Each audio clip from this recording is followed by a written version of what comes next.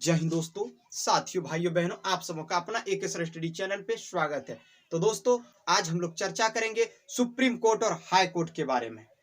सर्वोच्च न्यायालय एवं उच्च न्यायालय के बीच क्या अंतर है, उसे जानने का प्रयास करेंगे और यह सभी स्टूडेंट को जानना चाहिए।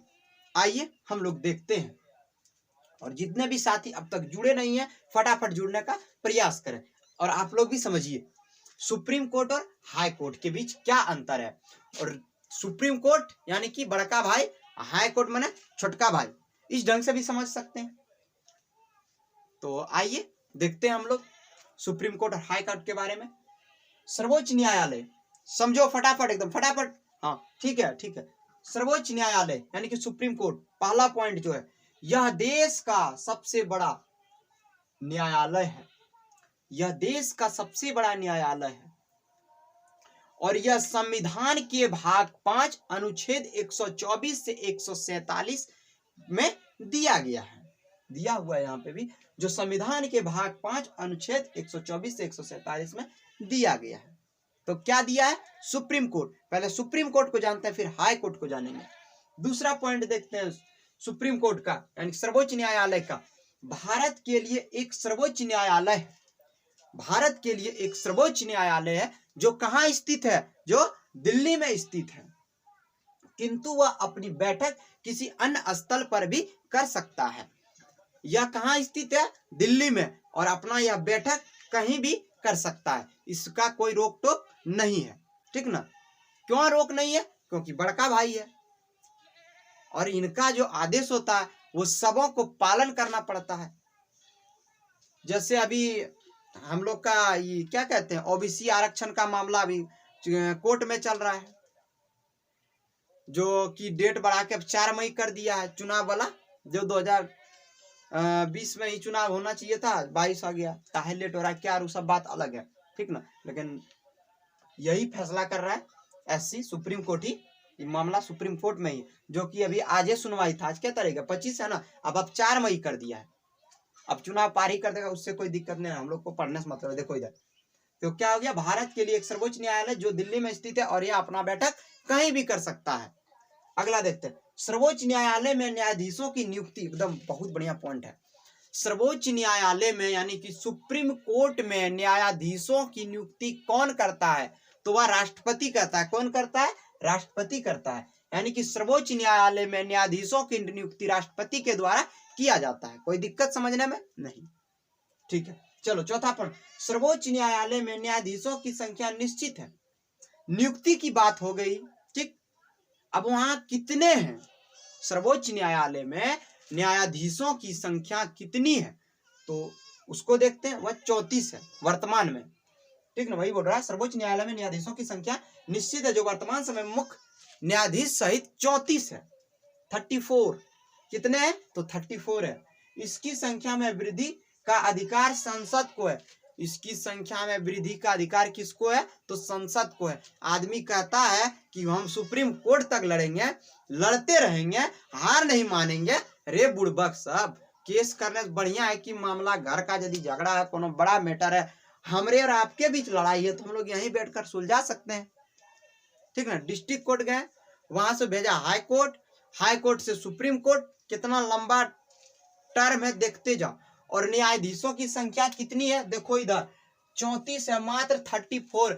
अभी बेचारा 34 में से किसी का माई मर गया, किसी का बेटी की शादी है, किसी का बेटा की शादी है, ठीक ना। तो किसी का साला की शादी है, किसी की साली की शादी है। कहिया फैसला सुनाएगा बताओ? इसमें से मान लो यदि 10 को छुट्टी में चल गया, सोच के देखो तो केस लड़ने से क्या फायदा है? कोई फायदा नहीं है। लेकिन आदमी क्या कहता है, हम तो तुमको दिखाइए देंगे, सुप्रीम कोर्ट तक लड़ेंगे तुमसे, लेकिन हार नहीं मानेंगे।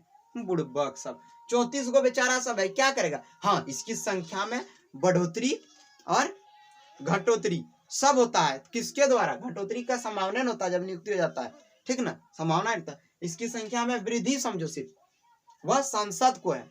अब आइए इसमें, ठीक ना, 4 पॉइंट बताए, अब इसमें 4 पॉइंट सुनते हैं।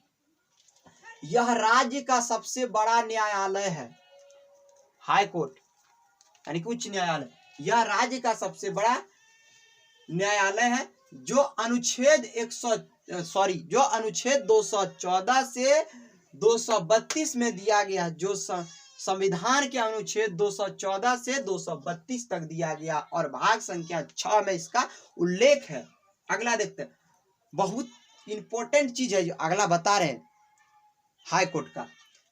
प्रत्येक राज्य के लिए एक उच्च न्यायालय है, प्रत्येक राज्य के लिए एक उच्च न्यायालय है। देखो किंतु 2 बार हो चुका है, क्या लिखा गया, किंतु सांसद को 2 या 2 से अधिक राज्यों के लिए, समझो इस जगह समझने की बात, प्रत्येक राज्य के लिए एक उच्च न्यायालय है, किंतु सांसद 2 या 2 से अधिक राज्यों के लिए, सांसद 2 या 2 से अधिक राज्यों के लिए किसी संघ शासित राज्य के लिए एक ही उच्च न्यायालय स्थापित कर सकता है। यानी कि इतनी पावर सांसद को है, ठीक, इतनी पावर सांसद को है कि वह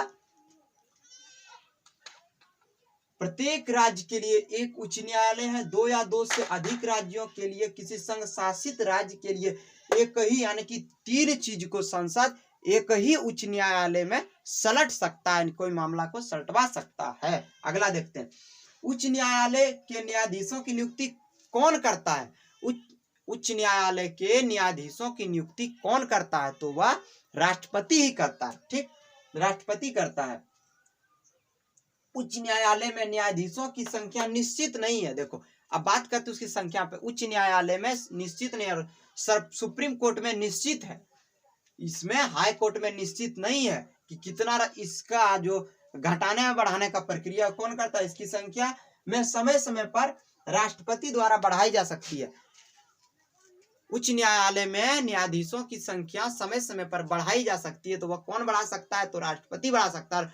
सुप्रीम कोर्ट में सांसद बढ़ा सकता है। आइए हम लोग देखते हैं सुप्रीम कोर्ट। अगला देखते हैं सर्वोच्च न्यायालय यानी कि सुप्रीम कोर्ट। सुप्रीम कोर्ट को एक अनुच्छेद 129 के तहत अभिलेख न्यायालय घोषित करता है।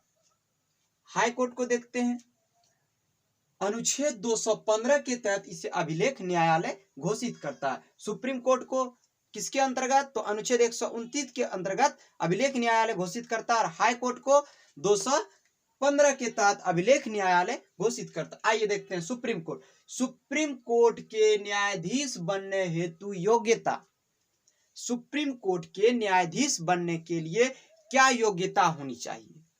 पहला देखते हैं, कम से कम, ठीक ना, किसी भी हाई कोर्ट में यानी कि उच्च न्यायालय में 5 वर्षों तक न्यायाधीश हो अथवा किसी उच्च न्यायालय में 10 वर्षों तक वकालत किए हो, तब ये जाके सुप्रीम कोर्ट के न्यायाधीश बन सकते हैं, यानी कि सुप्रीम कोर्ट के जज बन सकते हैं। आइए देखते हैं हाई कोर्ट के जज बनने के लिए क्या करना होता है।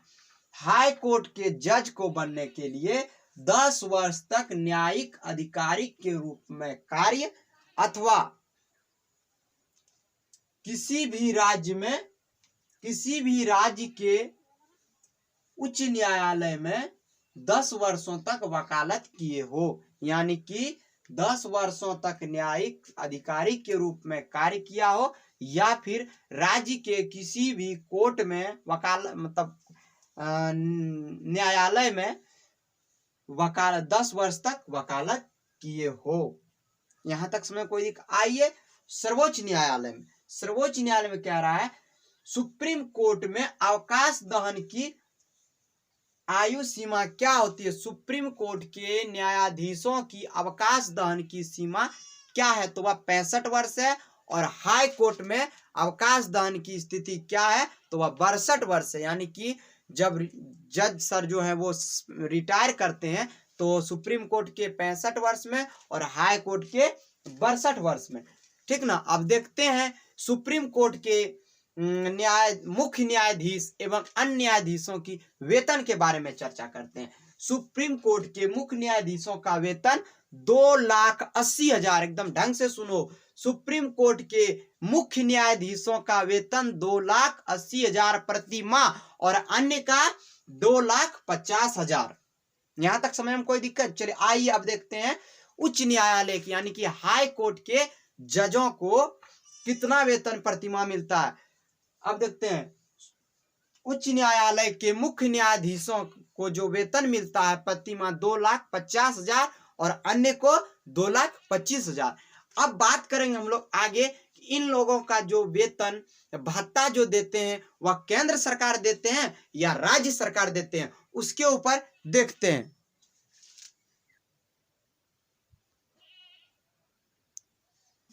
आइए देखते हैं सुप्रीम कोर्ट यानी कि सर्वोच्च न्यायालय, देखते हैं इनका 9वां पॉइंट क्या क्या क्या कह रहा है। उच्च न्यायालय में दिए गए निर्णय को मानने को बाध्य नहीं है, ठीक ना। यदि हाई कोर्ट कुछ निर्णय या मामले देते हैं तो उस निर्णय या मामले को सुप्रीम कोर्ट खारिज कर सकता है। जैसे कि लोग कहते हैं कि हम आपसे यदि हाई कोर्ट में भी नहीं सके तो सुप्रीम कोर्ट में जाएंगे, ठीक वही बात बता रहा है कि उच्च न्यायालय में दिए गए सुप्रीम कोर्ट में दिए गए निर्णय को मानने को बाध्य नहीं है, ठीक ना। ये बेचारा जो है, ठीक ना, सुप्रीम कोर्ट सर्वोच्च न्यायालय ये उच्चतम न्यायालय का फैसला को नहीं मान सकता है। वही चीज बता रहा है कि सुप्रीम कोर्ट उच्च न्यायालय में दिए गए निर्णय को मानने को बाध्य नहीं है। अब देखते हैं उच्च न्यायालय क्या कह रहा है। हाई कोर्ट सर्वोच्च न्यायालय के निर्णय को मानने के लिए बाध्य है। यदि सुप्रीम कोर्ट कोई आदेश हाई कोर्ट को देता है तो उसे मानना पड़ेगा, वह मानने के लिए बाध्य है। लेकिन यदि हाई कोर्ट कोई निर्णय सुप्रीम कोर्ट को देता है तो वह नहीं मानेगा। समझ गया? अगला देखते हैं सुप्रीम कोर्ट का। सुप्रीम कोर्ट के न्यायाधीशों के वेतन भत्ते पेंशन जो है वह भारत के संचित निधि पर भारित होते हैं, ठीक। वह कहाँ होते हैं? भारित होते हैं तो भारत के संचित निधि पर, यानी कि वह सर्वोच्च न्यायालय है तो उनका वेतन भत्ता पेंशन के देगा? तो भारत सरकार देगी, यानी कि भारत के संचित निधि पर वह आश्रित है। अब इनके बेचारा उच्च न्यायालय में देख लेते हैं, हाई कोर्ट में देख लेते हैं। हाई कोर्ट के न्यायाधीशों के वेतन भत्ते पेंशन राज्य की संचित और इनका जो है राज्य सरकार देगी। वीडियो अच्छा लगे तो जरूर लाइक कीजिएगा। यदि जो साथी चैनल को सब्सक्राइब नहीं किए सब्सक्राइब कीजिएगा, अपने दोस्तों तक चैनल शेयर कीजिएगा। इस तरह के वीडियो हिस्ट्री, पॉलिटिकल, ज्योग्राफी और सोशोलॉजी के वीडियो और जीके जीएस के करंट अफेयर्स के क्वेश्चन आप सबों के बीच लाते रहेंगे। तो दोस्तों आप सबसे लेते हैं विदा, फिर मिलते हैं अगले क्लास में। इसके लिए जय हिंद, जय भारत।